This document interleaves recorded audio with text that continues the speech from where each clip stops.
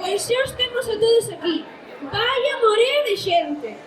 Veña, comezamos. Benvidos e benvidas. E saberán por que viñeron. Claro, non, pouco de Castelao. Todo o mundo sabe que hoxe tiene Castelao. A min Castelao teme nome de almorzo. Que dis? Castelao é un persoeiro moi importante para a cultura galega. E este ano hai 75 anos que morreu. Pois xa choveu. Eche do tempo dos nosos tataravós. Un poeta famoso dos tempos dos nosos tataravós. Pois precisamente o poeta non foi. Foi escritor de historias breves pero cheas de mensaxe, de humor e de crítica. Ademais, tamén foi debuxante e ilustrador, e deseñou letras, e escribiu teatro, e investigou, e foi político. Pero entón viviu 100 anos. Pois non, pero tivo unha vida intensa. Unha vida alegre. Unha vida intensa. Con 10 anos xa tivo que marchar emigrado para América. Con 10 anos nun avión.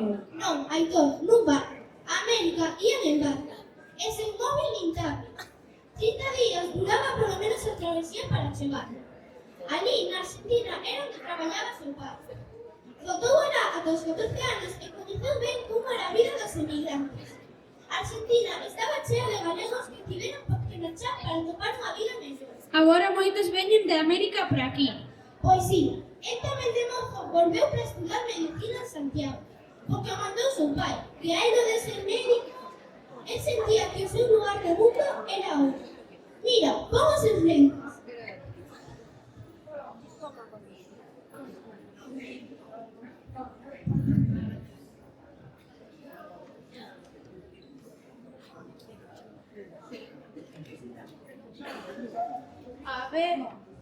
A ver, pero si o mismísimo Castelao.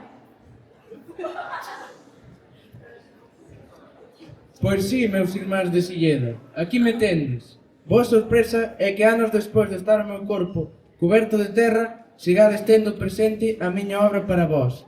En realidade, a miña obra non é miña, é obra de todos. Sempre chamei polo traballo feito en común. Nas tarefas grandes hai sitio para todos.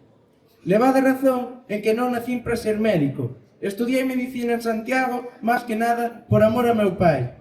Pero nunca exercín por amor á humanidade. En realidade, eu sabía que a miña tarefa era outra. Estaba farto de ver que os labregos que muxían as vacas non eran os que sacaban proveito do leite. Estaba farto de ver que traballaban a terra e tiñan que ceder as súas colleitas e ganancias de forma desproporcionada. E nunca puiden con esa injustiza sobre o povo. E traballei para que as cousas fosen de outro xeito. Primeiro, para que a fala da xente fose merecente dun respeto, e participei nas irmandades da fala. Tamén colaborei cos que pelexaban polos dereitos agrarios, e despois embarquei xa nese gran proxecto ilusionante que foi a revista Nós. Aí deseñei, dibuxei, escribín, inventei neses anos as miñas cousas, anacos pequenos de historias que falan de nós, sempre de nós, porque alguén tiña que poñer o noso nos papéis da historia, poñer a nosa cultura no valor universal, en igualdade con calquera outra cultura do mundo. Sempre procurei facelo con humor, que é a intelixencia do home naturalmente. E ás veces rin a escachar por miñas lideiras. Escribín teatro, mesmo diseñei a escenografía das miñas obras. Pero non descollei nunca o meu traballo político. Ese pulo que lle tiñamos que dar á nosa escrita, á nosa fala. Tiñamos que dar tamén á loita polos nosos dereitos, pola recuperación da nosa dignidade no mundo. E procurei poñer todo o meu espírito na noita polos dereitos galegos nas Cortes de Madrid e na consecución dun Estatuto de Autonomía para Galiza, o que vos herdastes en parte, segundo sei. Pero o ano 36 truncou os nosos proxectos. Os amigos apareceron mortos na beira dos camiños, outros fuxiron, outros agacháronse, outros baixaron a cabeza e calaron para sempre. No meu caso, eu e máis a miña compañeira de andaina Virxinia fuximos de novo a Lenmar, de novo a América, foi a nosa terra de acollida. A Argentina foi a miña casa e o meu leito de morte. Desde ali, puxen os meus miolos ao servizo desta terra. Oxalá que vos servís o meu traballo. Oxalá recollades vos a nosa sementeira. Pero, vendo esta mocidade afouta que conserva a nosa fala con orgullo, que aprende a lingua galega na escola, un soño para nós, que a canta nos partidos de fútbol e que berra con ela nas manifestacións contra o abuso dos que veñen a acabar coa nosa paisaxe. Vendo esa mocidade viva, xa sinto que o noso traballo non foi en van. Agora, volvo ao meu chan, que xa é o meu descanso. Saúde e terra, mocidade do Colmeiro!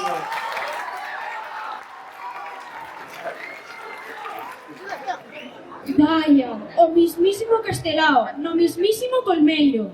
Xa te dixen que con esos lentes pasan moitas cousas.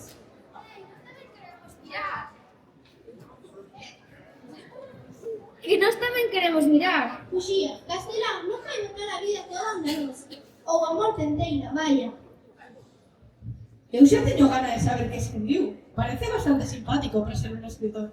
A min contáronme que escribiu unha obra de teatro sobre os vellos que se enamoran a destempo de mozas. Unha historia de acernos, vaya. Non, os de segundo de bacharelato lerona e din que se pasa ben. Buenos que a leron, que algúns fixeron o traballo coa inteligencia artificial. A ver, pois que a lean.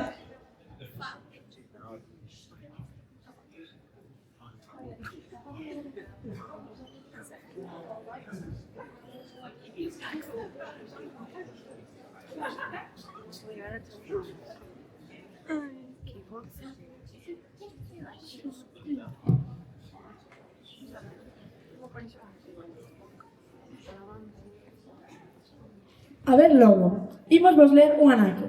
A obra ten 3 lances, é dicir, 3 actos. En cada acto, un vello de boa posición tenta enamorar unha moza nova, que xa ten moza, pero que por unhas cousas ou por outras anda aí co vello. No lance primeiro, o boticario, é dicir, o vello farmacéutico, fai as beiras a Helena.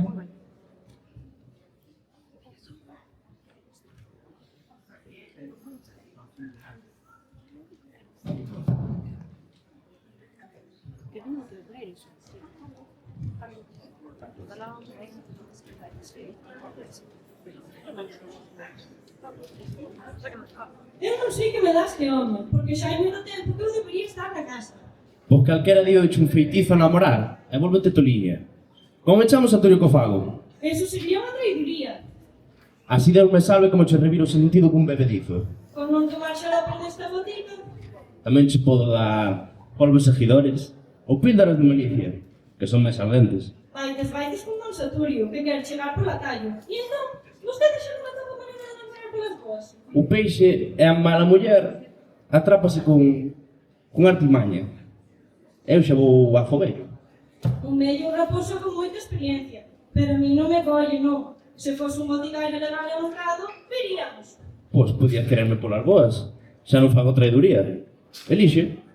Tanto como querer non o dixen eu, pero quen sabe? Despreciei moitos mozos. Ai, eso sí, porque os amoríos gastan o corazón e chuchan os iso.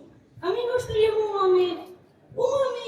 Un home feito e direito, que a cabeza ben asisada. Para casar non me levaría ningún titulates. Entón, eu son o tal. Non digo para tanto, pero hai os piores. Vostede é un home de moito mérito, con moita calma. Esa é a verdade. Non fagas caso, Todo isto é testa.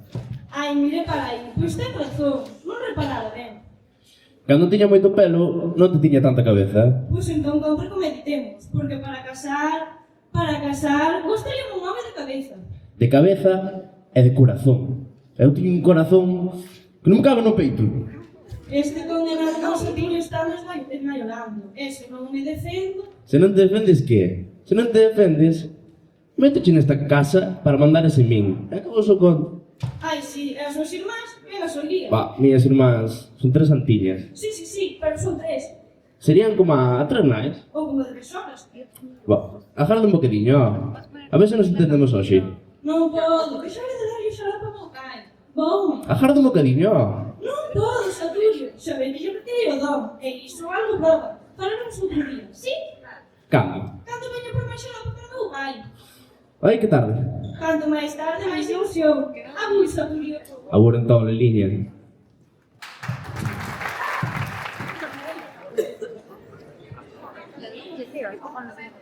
O amor entre o boticario e Lela non chega a bo porto. Castelao preparou todo por este más. O vestiario, a escenografía e tamén unha canción que se fixo famosa, que tal vez coñezades, escoitade.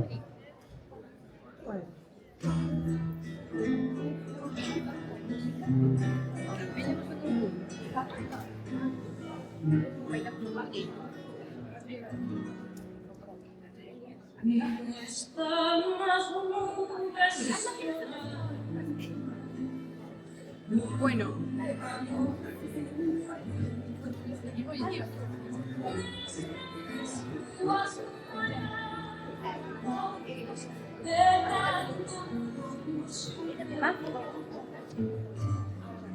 Voy a llorar. ¿Qué pasó?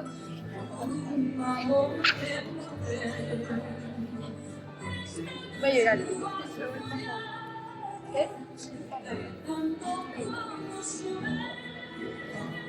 Iria, ¿no se te más?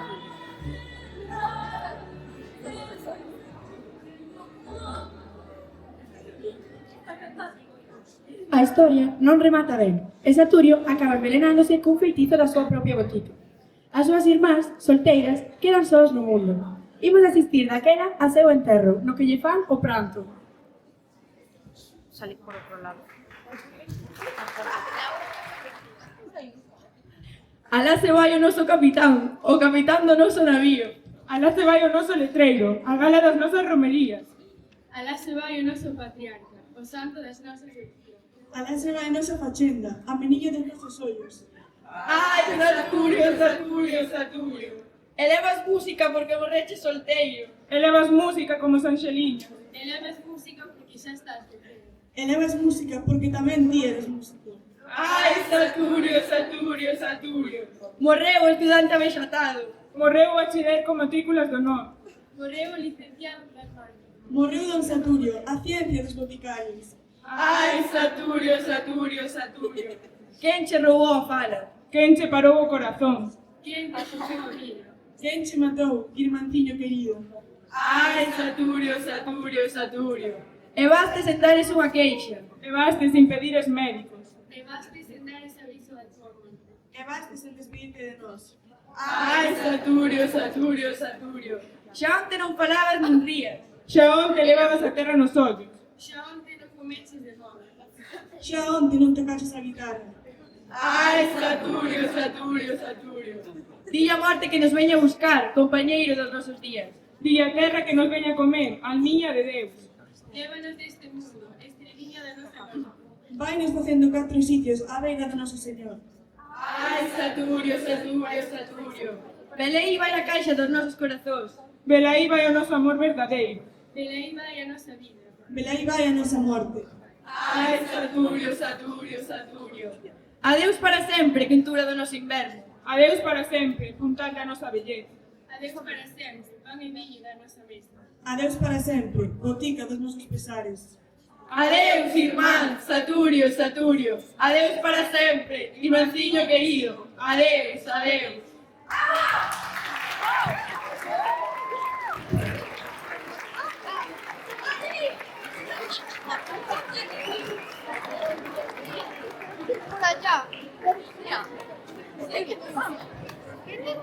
Hasta aquí a lectura do alumnado de segundo de bacharelato, na biblioteca hai máis libros.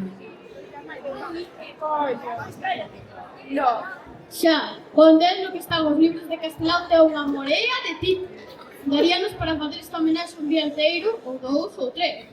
É unha cousiña que pregunto eu. Está ben que lle fagamos esta homenaxe a Castelao, pero non vos parece unha cousa un pouco fea celebrar unha morte? No caso de Castelao é o tal. El se presentía sobre a morte con moita retranca e con moita naturalidade. Xa dixes o propio boticario. A morte é parte da vida, non lle hai que facer. Xa, pero... Sabes que Castelao escribiu un libro que se chama Un rollo de vidro en memoria de un esqueleto? Mira como comeza o libro.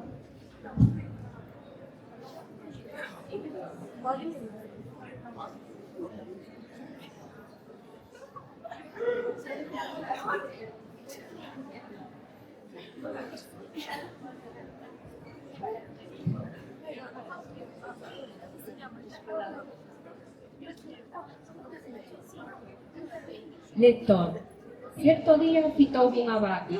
Que cuidará de min, pensei eu, e naquele intre a vaca baixou a testa e seguiu comendo na erva.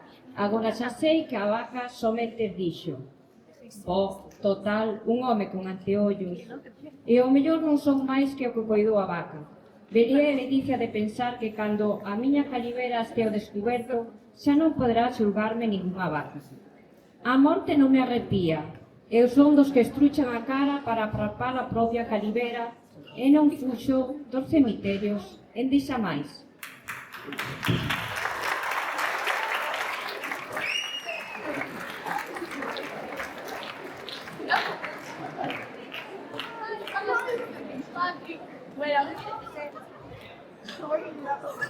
Ei, vinde, que facedes? Que levades aí? Cousas, Como cousas? cousas, o libro de Castelao.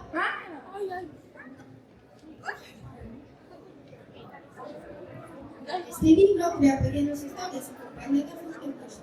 Mira, esta é unha fonte do Paso de Oca. Con aquel.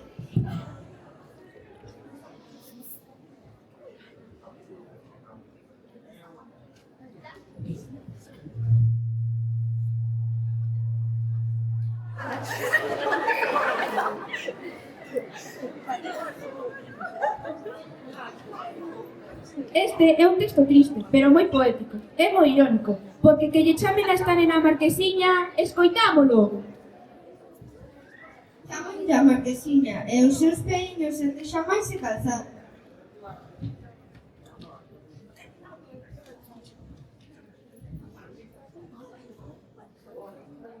Vaya a fonte de puta de feliz no pensar. Chámame a Marquesiña. Non foi á escola por non ter chambre que por. E chámalle a Marquesiña. Non probou máis lametadas que unha pedra de azucre. Chámame a Marquesiña. A súa nai é tan probe que traballa de xornaleira na casa do marqués.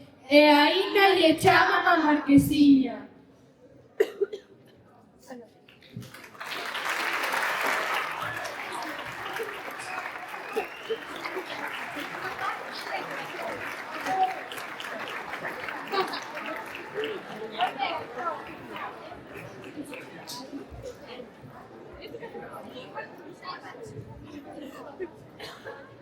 En sequer cousas hai outro texto que non se sabe se é para rir ou para chorar.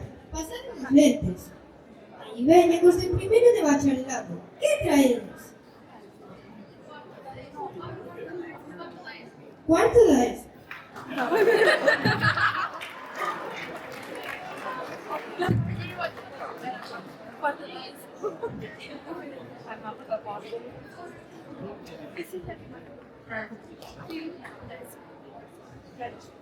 Se eu fosse autor, escribiría unha peza de 2 lances. A obriña duraría uns 10 minutos, nada máis.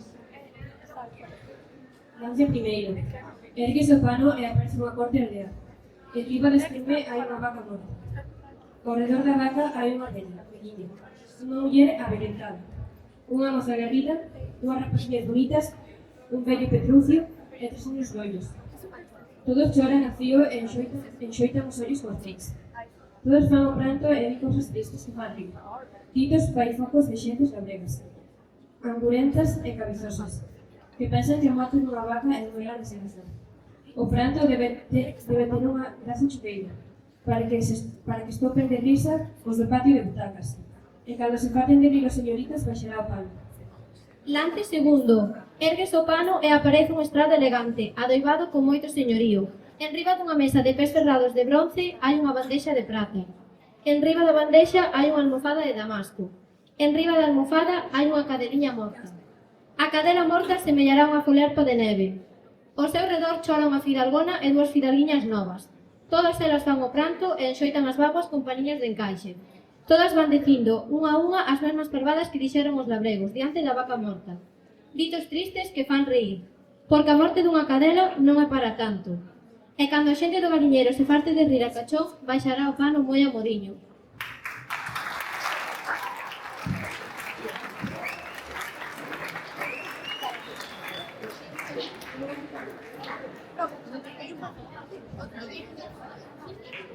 Eu creo que estes denis que usaba Castelao me facían mirar o mundo de outra maneira. Era pintor. Os pintores miran as cousas de outra maneira. E sabes que ali chamaba moito a atención os cruceiros? Esas pezas de pedra que temos chantadas e crucilladas nos camiños. Galicia está chea de cruceiros. E Castelao xa comezou a estudar este rapaz.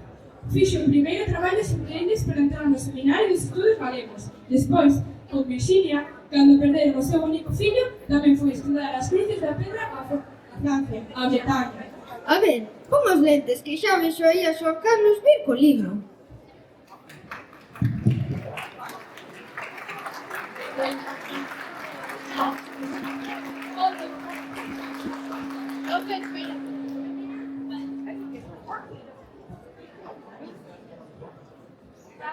Onde hai un cruceiro houbo sempre un pecado, e cada cruceiro é unha oración de pedra que fixo baixar un perdón do ceo, polo arrepentimento de quen o pagou e polo gran sentimento de quen o fixo. Tede reparado nos nosos cruceiros aldeáns? Pois reparade. A Virxe das Angustias, enclavada no reverso de moitas cruces de pedra, non é a piedade dos escultores, é a piedade creada polos canteiros. Os nosos canteiros, deixándose levar polo sentimento, non podían imaginar un home no colo da nai.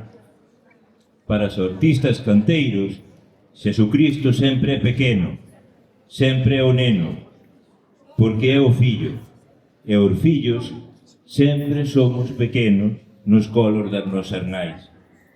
Reparade nos cruceiros e descubriredes moitos tesouros.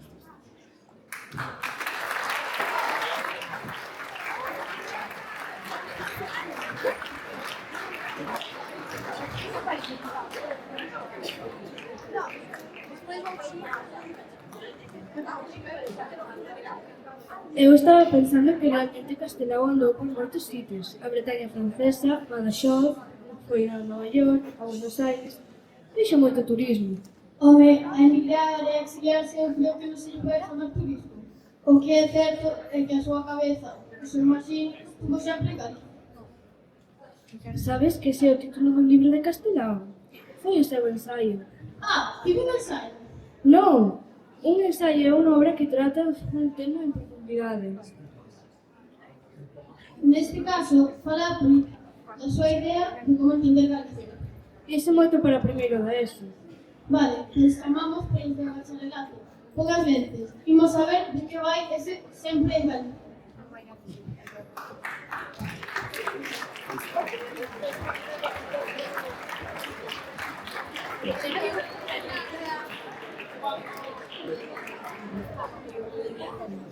Ten Galiza un idioma propio? Estamos fartos de saber que o povo galego fala un idioma de seu, fillo de latín, mimando castelán e pai do portugués. Idioma apto e axeitado para ser vehículo dunha cultura moderna, en co que ainda podemos comunicarnos con máis de 70.000 millóns de anos. Prohibiron o galego nas escolas para producir no espírito dos nosos rapaces un complexo de inferioridade, facéndolles creer que falar galego era falar mal e que falar castelán era falar ben. Estes que o prohibiron son os mesmos que consideran o mito da Torre de Babel como un castigo. Mas eu digolle que a variedade de idiomas, coa súa variedade de culturas, é o signo distintivo da nosa especie, o que nos fai superiores aos animais. Un idioma non nace pola vontade xeneral dun grupo de homens, nace pola predisposición psicolóxica dun pobo, que en condicións históricas favorables crea unha cultura e a súa correspondente maneira de expresión.